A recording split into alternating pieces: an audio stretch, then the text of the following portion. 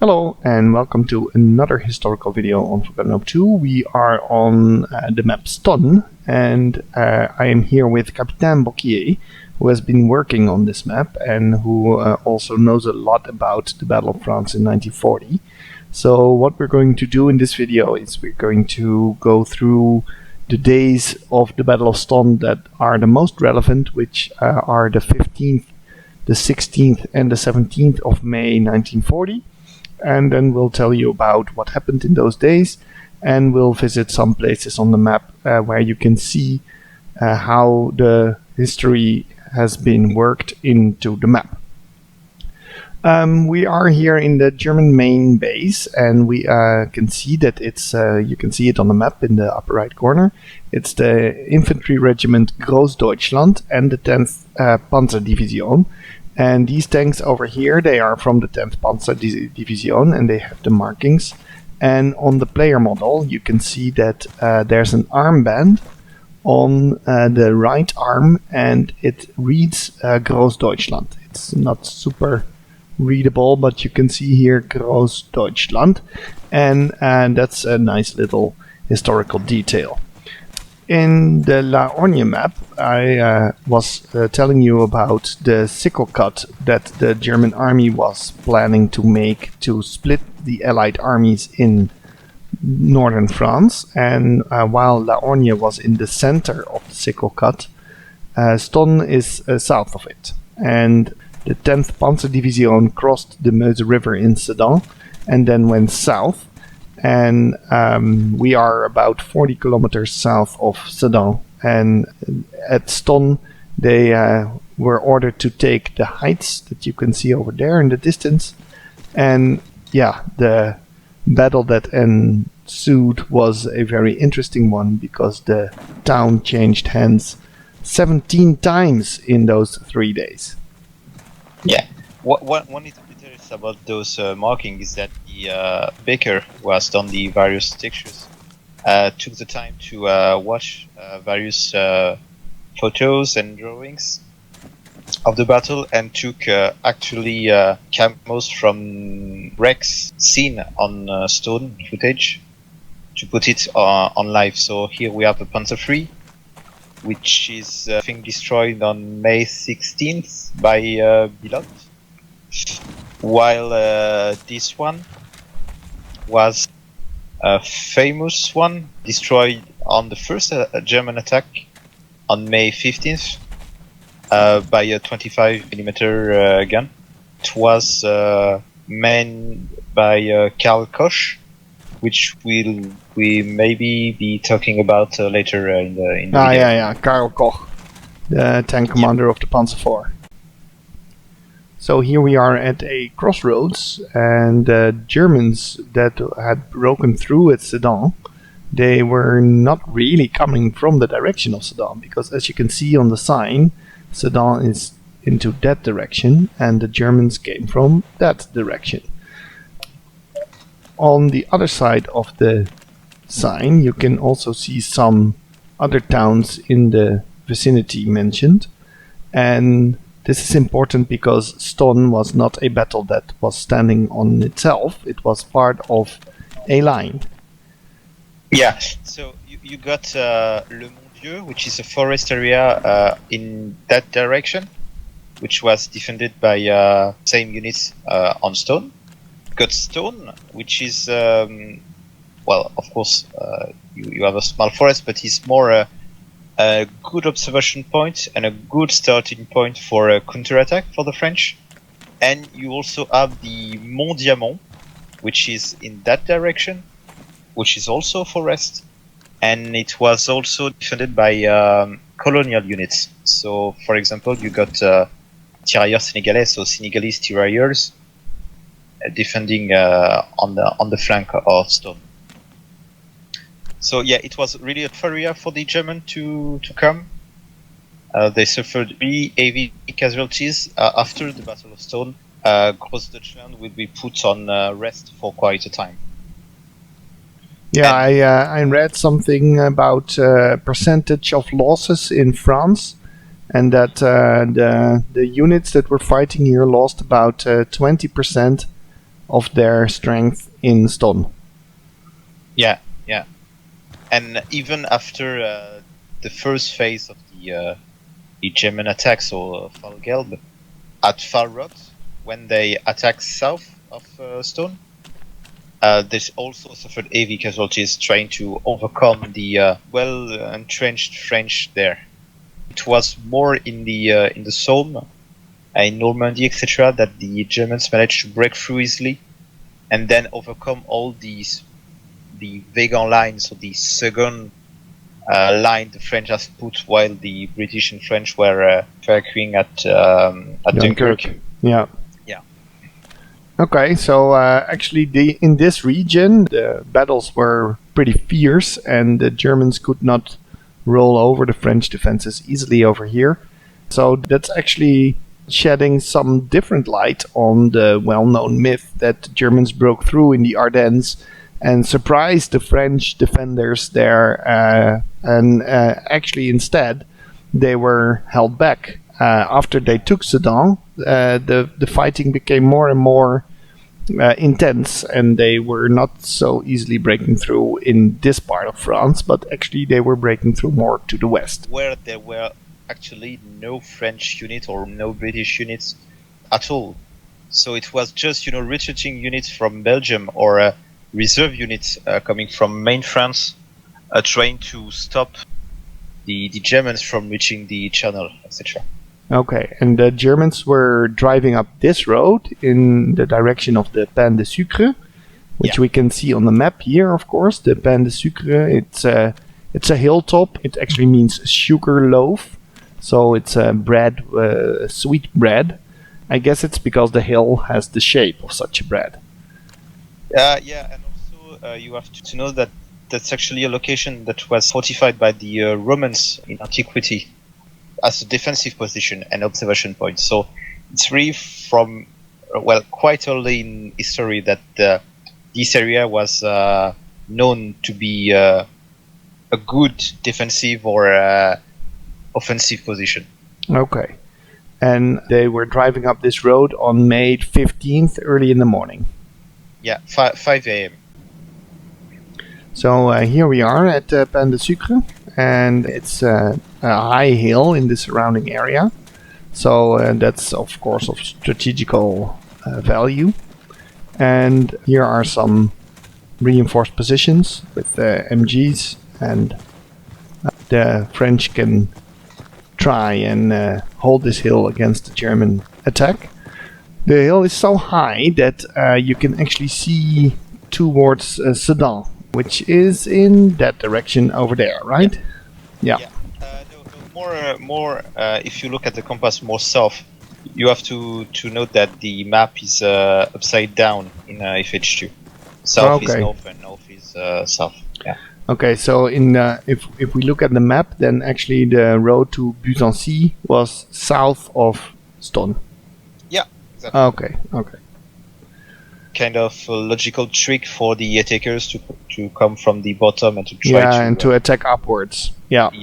Yeah, I see. So historically, it would actually be the other way around. For example, you have Postscriptum, who released a Stonne map 2 years ago, 1 year ago, 2 years ago, which is actually in the right direction. So you can compare the two maps if you want. From the Pain de Sucre towards Stonne, the Germans would drive over this road, and as you can see here, there's a painting on the wall with the name of the town. And the French were, of course, in defensive positions over here. And Captain Bocquier is now showing how the Germans were driving towards the town in the Panzer IV. Yeah, you have to note that the French were really coming in a hurry to try to defend Stonne, and so at the beginning of the 15th of May, there were just infantry units and some armored cars to defend the town. Yeah, like this Panhard over here, right?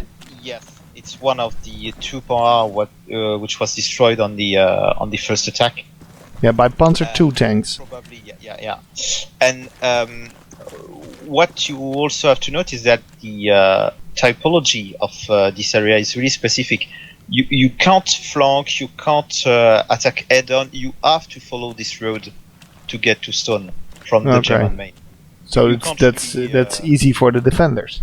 Yes, exactly. And so here at this dung hill, we had some French from the 67 RI and the 6th GRDI, so 67e Régiment d'Infanterie and 6e Groupement de Reconnaissance de Division d'Infanterie, which were waiting there.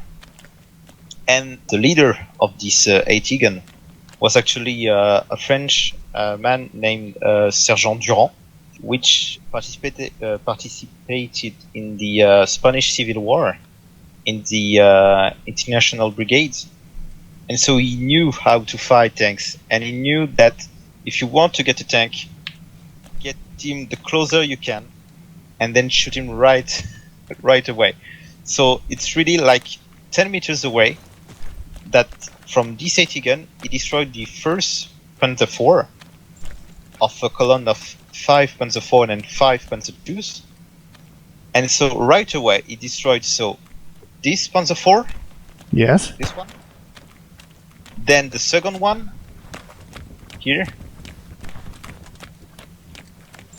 who managed to like make a U-turn to try to draw away the fire, but the pilot and the radio was hit. Okay, And so this the tracks here on the road, they are actually marking how the Panzer IV was driving off the road. Yeah, and it was the one from Karl Koch. As Okay, you Karl Koch. said. And this Panzer IV, it was driving off the road in order to not block the road for other tanks. Yeah, and the third tank actually blew up and is far down on the road. And so in like 5 minutes, from a column of 10 tanks, this lone Eitigen managed to destroy 3 of them. So what happened is that the 2 other Panzer IV stopped and decided to go this way to flank a bit the village. Yeah, but this one looks already a bit like it wanted to go there. Yeah, but it's from it's a wreck from another day in the battle actually. Okay. Yeah, it's this one which was destroyed. The third one destroyed on the 15th of May at the first attack. Okay, But and how did they destroy this Panzer IV? 25mm gun from Okay. far away, and the turret blew up. Oh, so that was a bit of a lucky shot. Yeah, you can say the 25mm gun was a good gun to penetrate, but low shrapnel. So yeah, you would Okay. have to be quite lucky to manage to destroy it like that. And they probably hit the ammunition inside the turret or something. Yeah, and on this one, all the crew was killed. Okay, yeah, I can imagine if the turret is blown off, that you're not gonna survive. And so all the remaining Panzer IIs, while the 2 Panzer IV were flanking the village, so 5 Panzer II went straight towards the village.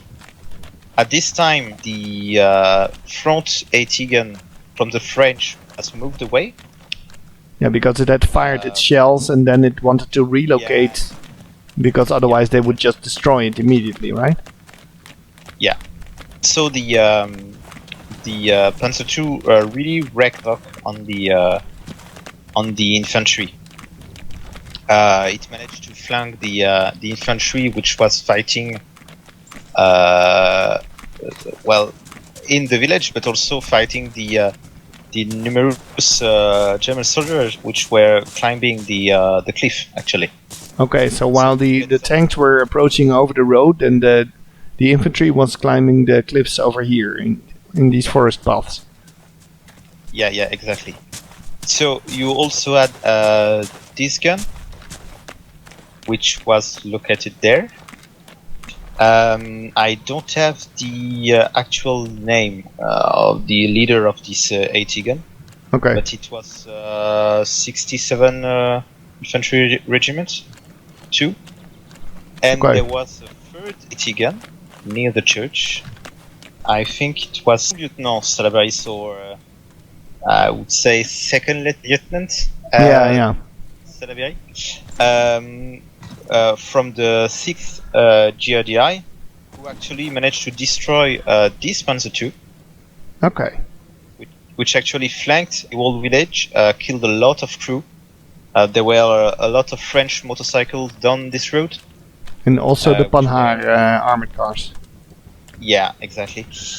It was shot right on spot by this AT gun from sous-lieutenant Salaberry. Okay, so the AT gun was here just waiting, and then the Panzer IIs were actually driving in front of it. Exactly. It was more located here, actually. The AT gun? Yeah. Okay.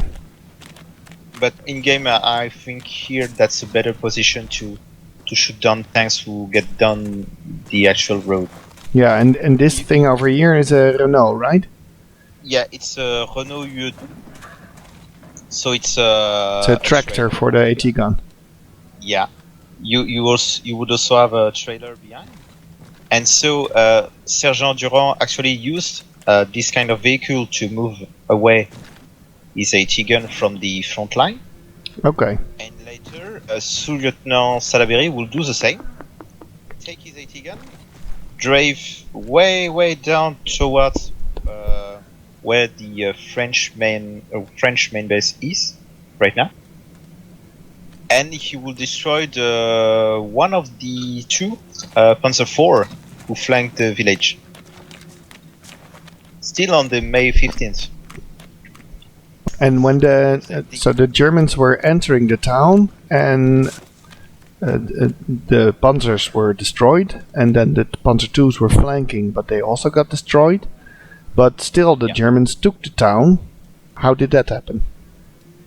Well, they really wreaked havoc on the French infantry here and in the village with Panzer IIs, and at the end, the Germans still have 2 Panzer IV and 3 Panzer II still fighting in the town, and so they started to retreat down the village because there was no armored support at this actual moment.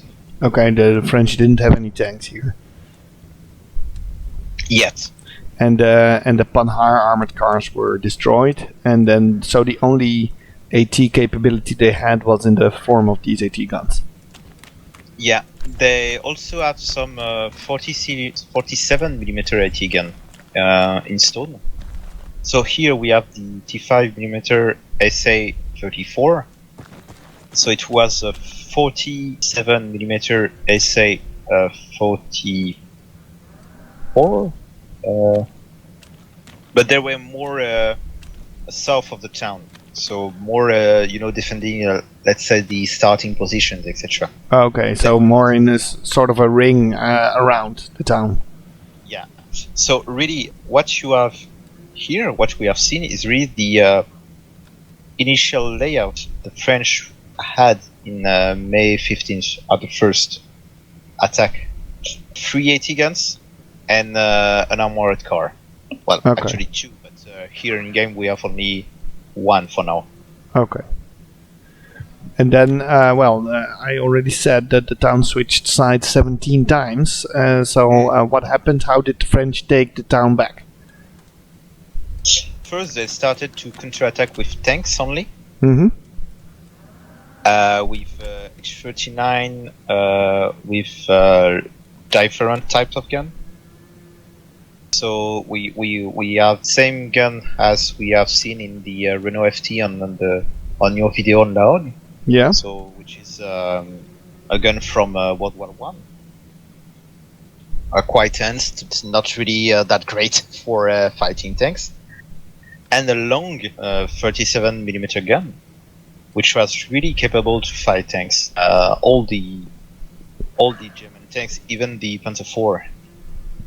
And so the issue the French had in this battle is that often the French will counterattack with tanks, infantry.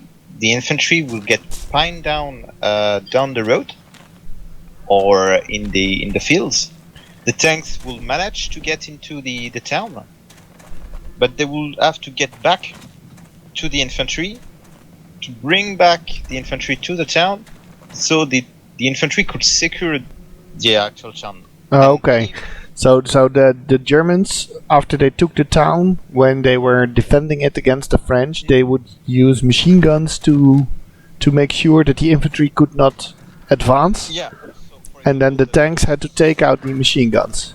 Yeah. For example, they used this water tower here, Mm-hmm. and they put some MG on the top.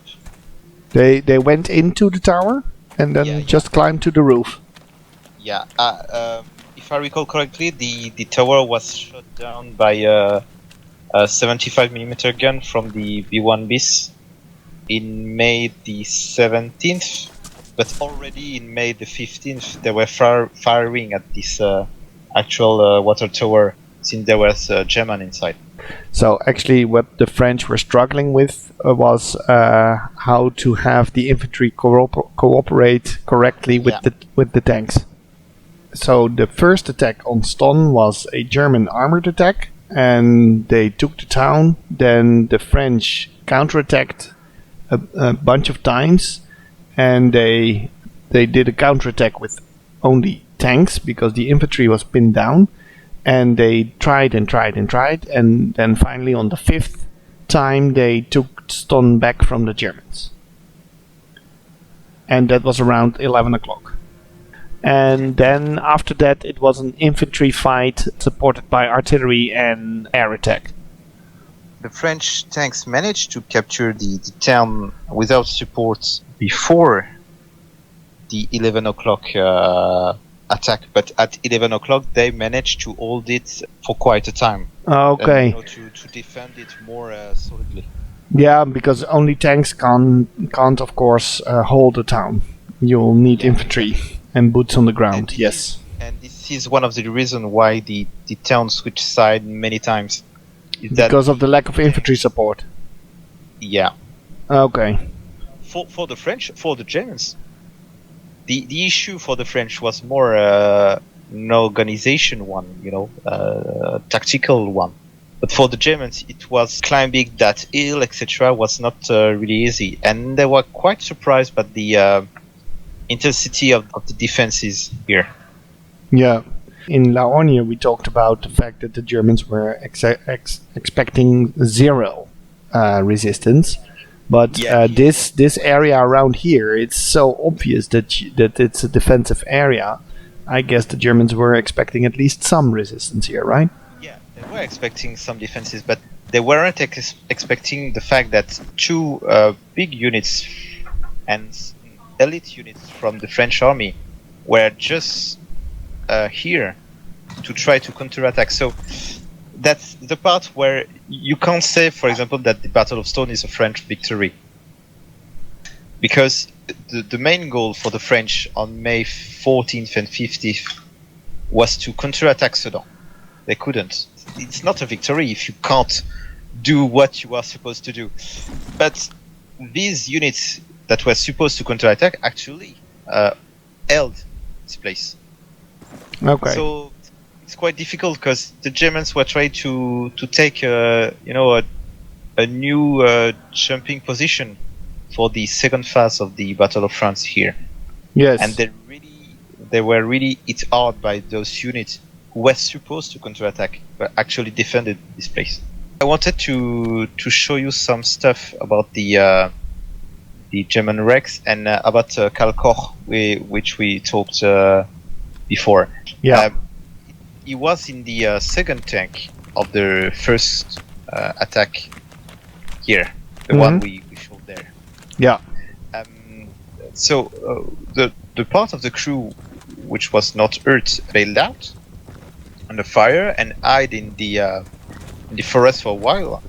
And so then there was the first French counterattack, the second one, the third one, and between the third and the fourth, Kalkoch get back to his tank with his crew, see that his pilot was dead, also his radio operator maybe he committed suicide or he was shot down by a French soldier who while trying to escape the tank. Yeah, he was And- found with a bullet hole in his head, right? Yeah. So what Karl Koch was trying to do was to actually man the turret of Panzer IV to fight off the incoming fourth French counterattack. So as he saw, his turret was stuck. He couldn't use it, so he actually went back to this one, which was the leader of the. So Yeah. it was Panzer 700, and this turret was actually usable. He could use it to as a little pillbox, and the French okay. didn't take time to check the wrecks. And so from this tank, he will first destroy some H-39, and more importantly, after dozens of shots, some B-1Bs. So here we have some of the B-1Bs Karl Koch destroyed. So he destroyed 2. So we have this one, which was the B-1Bs Auvilliers. Mm-hmm. And on the small hill.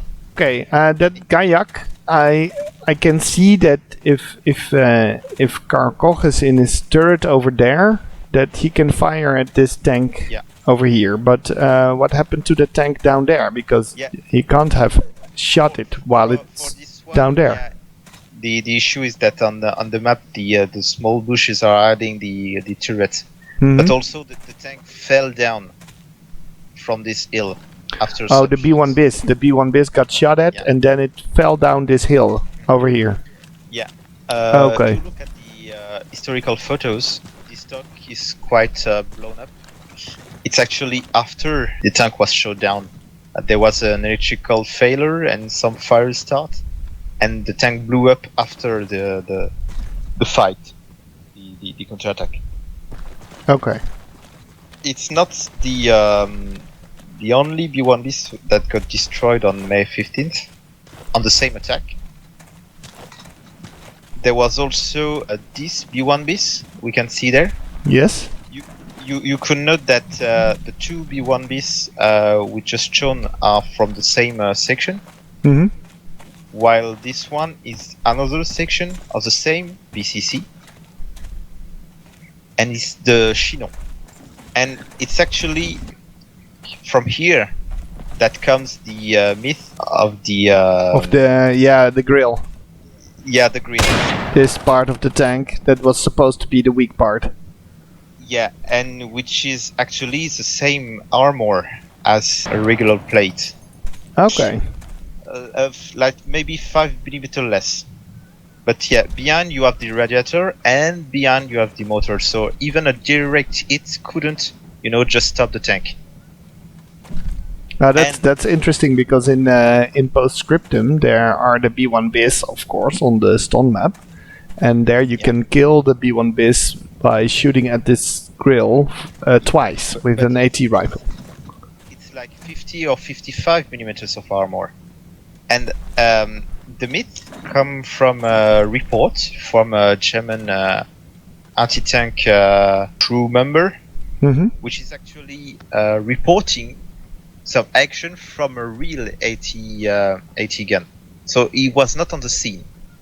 And the guy, which were AT gun, were actually located near the water tower and more in that direction, not here. And the reports say that the 37mm gun actually shot from really a close distance this trap and managed to destroy it. Okay. So, that was a Pak 35 or something? Yeah, exactly. And you would say, maybe with some angle, maybe, who knows. But if you look at the actual location, this tank was not close from those batteries. What some source says is that there was, in the town, at the moment of the 4th counterattack, a Panzerjäger 1, with 47mm gun, who actually make a direct hit on the B1Bs. And there are also some records of an H-39 who managed to destroy that Panzerjäger 1. And is it? Do we know where the Panzerjäger hit the B1Bs? It was 300 meters. It's either on the front or on the actual part. If I remember correctly, it was on the front.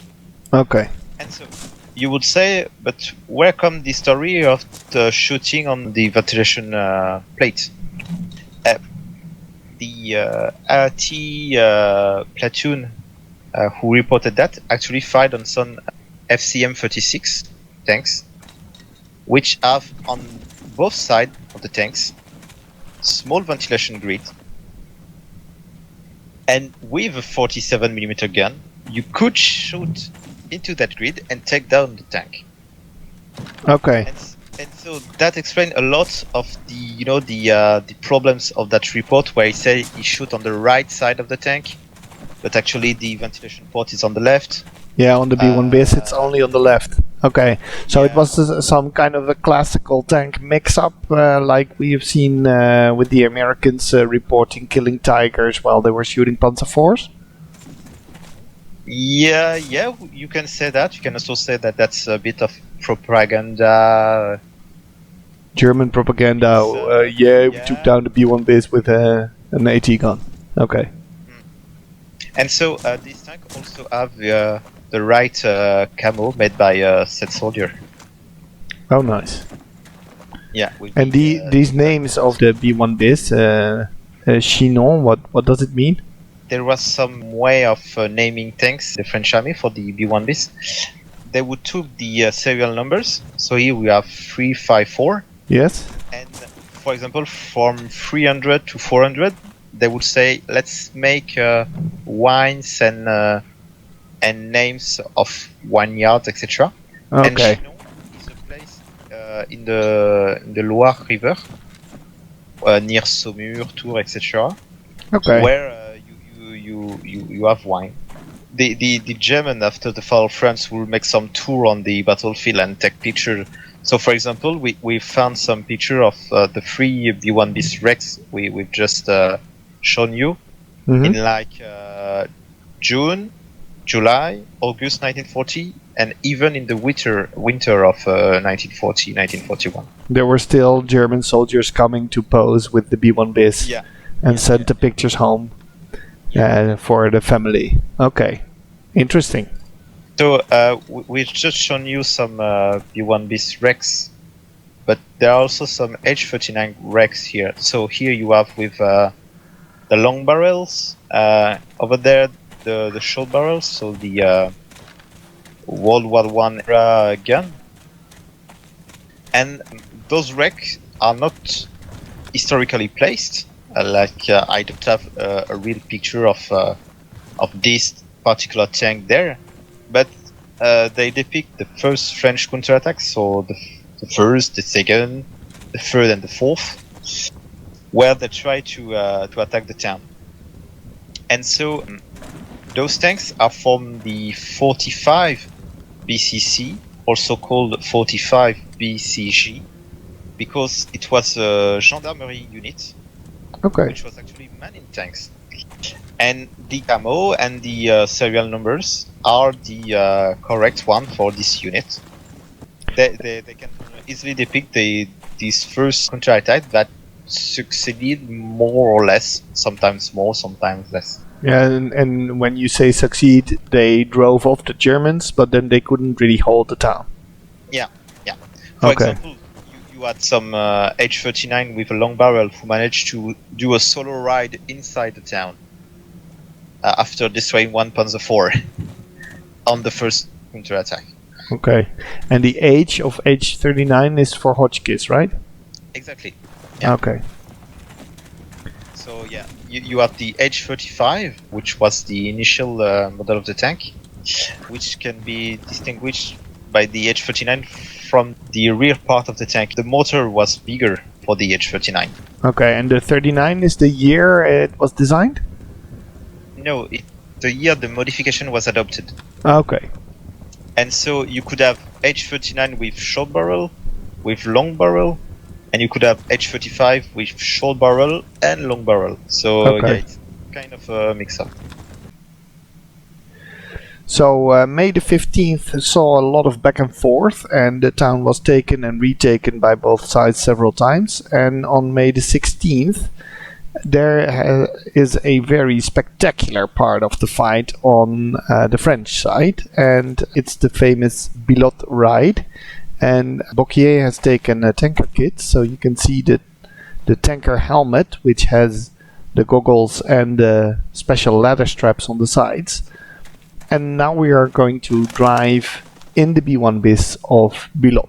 So at the beginning of the day, the French started like a 1 hour artillery strike on the position of the Germans in the town. The French attack will be supported by infantry from the 51st Infantry Regiment, the 39 from the 35 BCC, and from this tank, so Bilot, from the 41st BCC.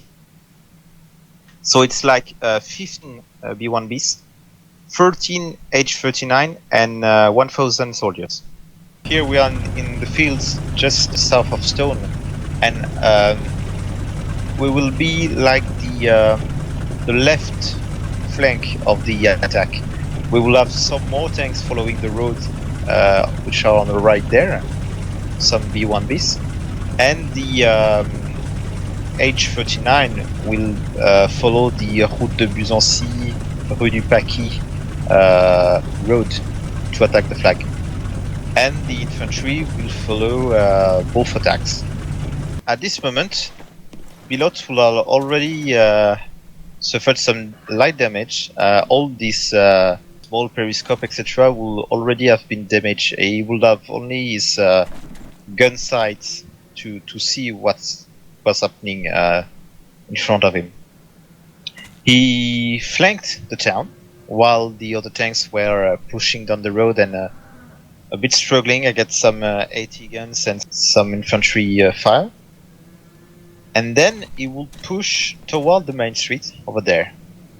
And what happened is that the Germans, who held the town at the end of May 15th, brought some reinforcements from the 10th Panzer Division, so some Panzer IV, some Panzer IIIs, and were preparing a counterattack.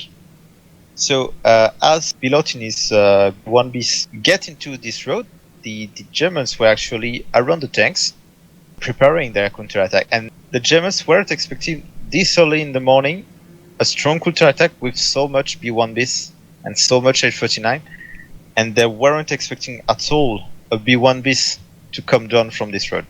Okay, so actually they were a bit caught with their pants down because they were Exactly preparing their own attack, but while doing so, they're loading up ammo and stuff and filling the fuel tanks and stuff. And then at that moment, this B1 bis appears. Yeah. Here stopped the Bilot, and so with his driver, since he has two guns, he will fire on the first half of the German column, which was down the road here. He will fire at the first and the last tank, so the tanks wouldn't be able to maneuver and try to fight off the B1Bs that much. They were lined up in a column in this street. So the first half was lined up there, here, on the right side, and there was another column way down the road. I will show you later, on the other side of the road. Okay, so there were two columns, and the B1 bis started to fire on the first one. Yeah. Yeah, by taking out the first and the last tank, he immobilized the entire column, of course. A bit like what Wittmann did on Villers-Bocage in 1944. Yeah, it's a trick that works every time, you know. It's also what did one of the spy on Laon. He destroyed the first and the last tank of a column, and then destroyed all the remaining half tracks inside. So the first column was actually like 7 or 8 tanks, and so the second column was there in the road, just in the entrance of the village.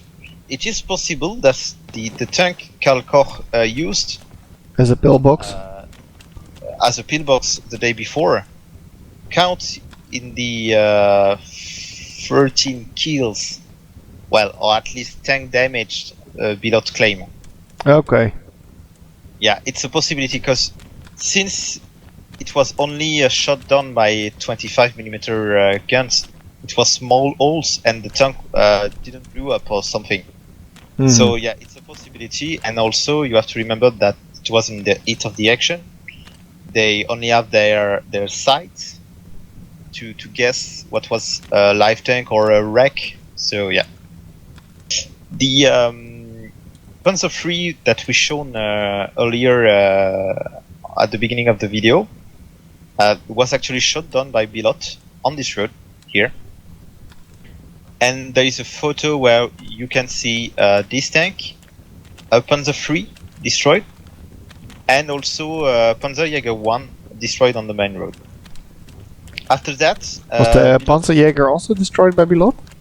Yeah, also one on May the 16th. After that, Bilot will follow down the road, destroyed 280 guns, so pack 45. He will shoot it and run over it, and then will halt like in halfway in on the road going down the cliff. See all the Germans like offering, preparing a new attack, etc., and will fall back to the village. And that's the end of the ride from Bilot. See, get back to the main base. They will count their the impact shells on the tank, and it will be more than 140 impacts on the tank. Wow. Yeah, that's quite impressive. But yeah, the B1 bis is 60 millimeters of armor. So here we have a Panzer IV, Panzer IV-D, with a short 75mm gun, and you have to remember that there were no special ammo for this gun at that time. It was due to the Battle of France that the Germans started to research some special ammo like the Panzergranate 40 or Panzergranate 41, which was capable to get through thick armor, also some HE-80 shells. But in 1940 there was no HE-80 shells and no special armor-piercing shells for the Germans. So this kind of thing, unless you are at short distance, you can't destroy it. If you are lucky, you have a 88mm gun by your side, and you one-shot it though. You can also destroy it by dive bombing. Yeah, by Stukas. The logistics also killed off a lot of tanks, since when you're low on fuel and you can bring more fuel to the tank, you have to sabotage it and abandon it, etc. Yeah, to scuttle it, yeah. Okay, so Bilot has done his legendary ride and destroyed 2 columns of German tanks. And then they have to, the French tanks have to refit and repair. So they leave the town, and then the Germans can retake the town at the end of the afternoon, because around 3 o'clock the French armor leaves, and then there's only French infantry left in the town.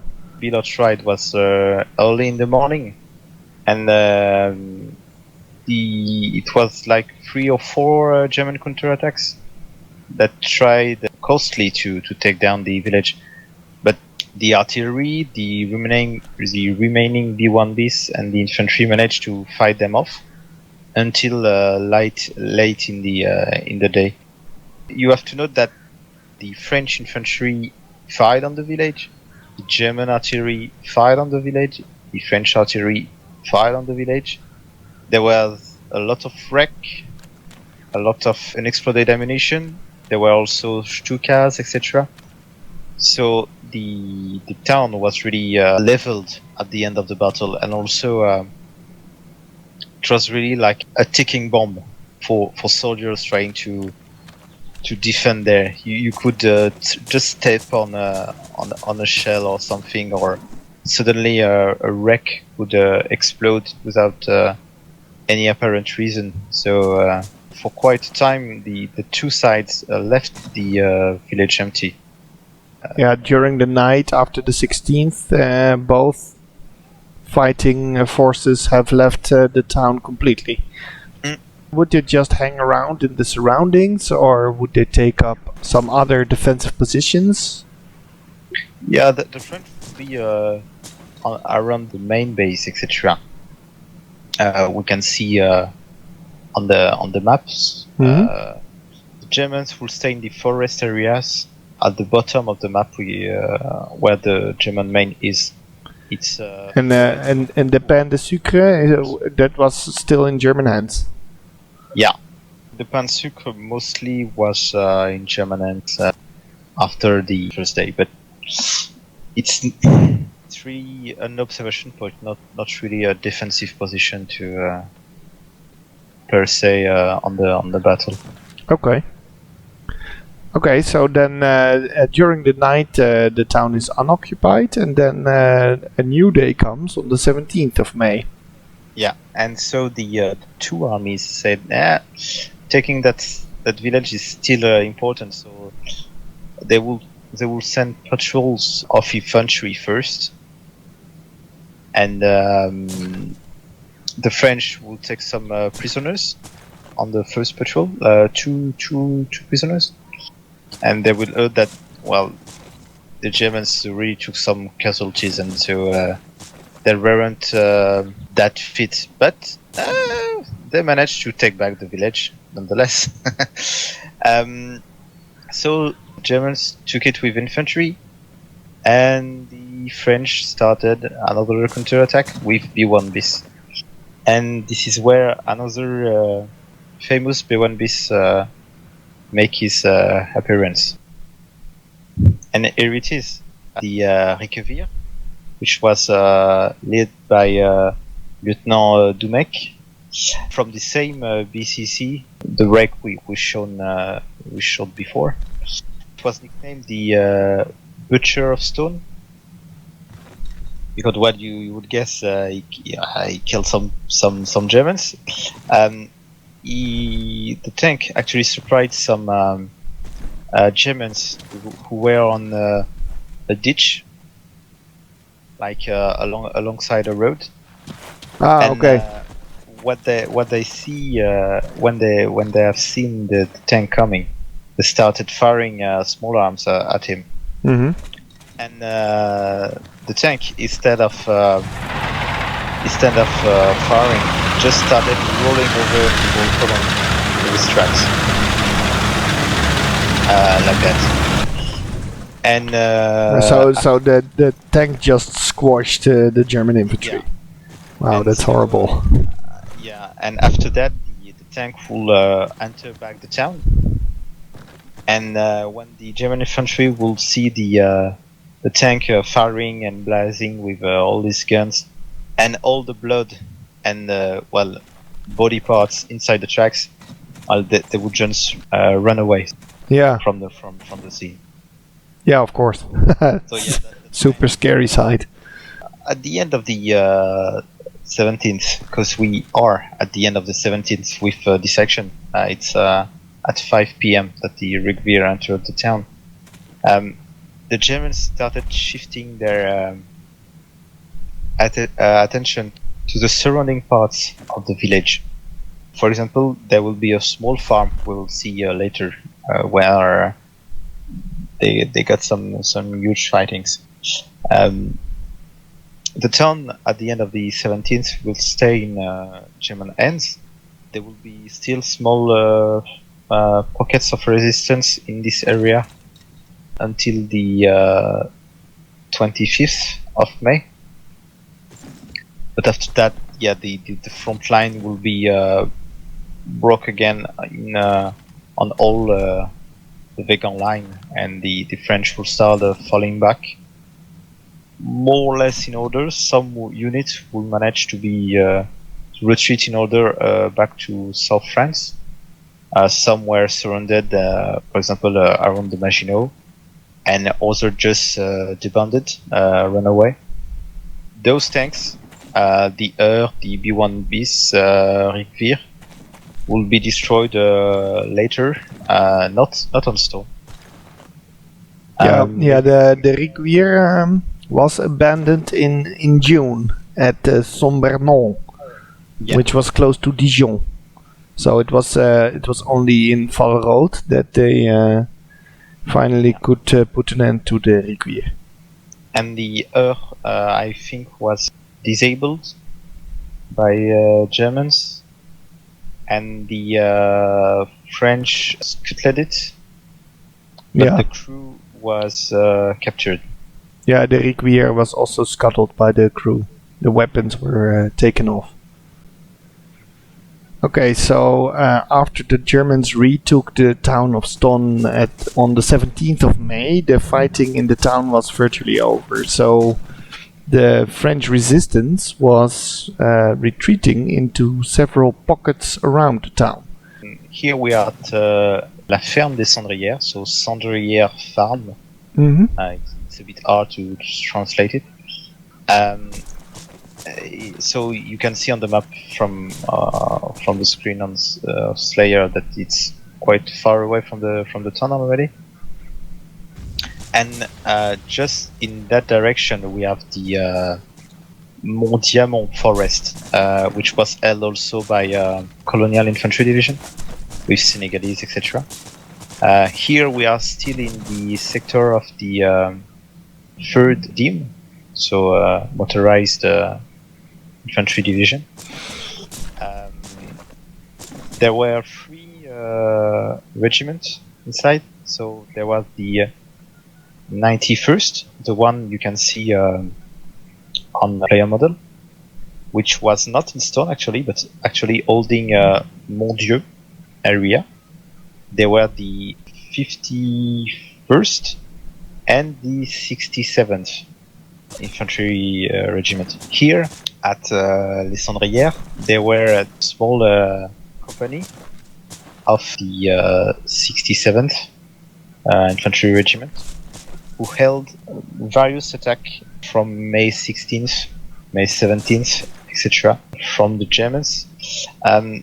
In those areas, the artillery really played a huge role. They were really pinning down the German attackers.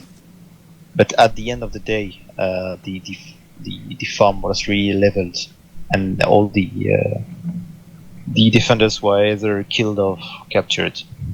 The artillery of the French was pinning down the German attackers around the farm?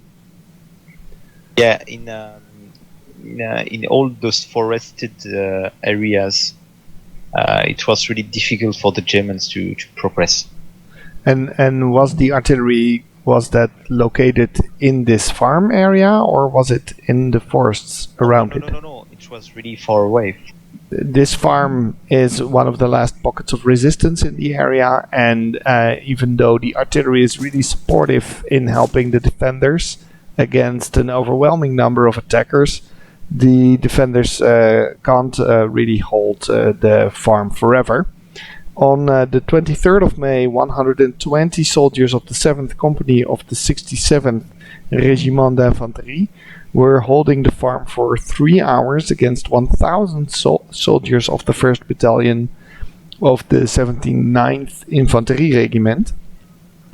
But like other farms in the surroundings, also this farm was eventually taken by the Germans, and the Germans are taking the farms one by one, and on the 25th of May the last resistance in the area is gone, and that means that the end of the Battle of Stonne is there.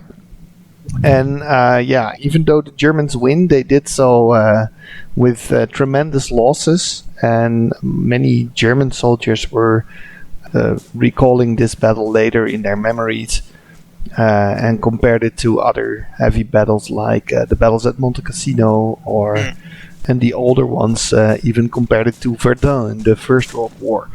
You will see that the layers of the map try to focus a bit on those time frames. So, for example, the 64 player layer is for the the main 3 days of the battle. The 32 player layer is focused on the Bilot Ride, so on May the 16th, while the 16 player layer is focused on this area, the Ferme des Cendrières, which is later in the battle. Yeah, the last week. Yeah. That's it for this video. If you have any questions, please post them in the comments. If you have any additional info on this battle, I also love to see it posted in the comments. I would like to thank Capitaine Bocquier for his support on making this video.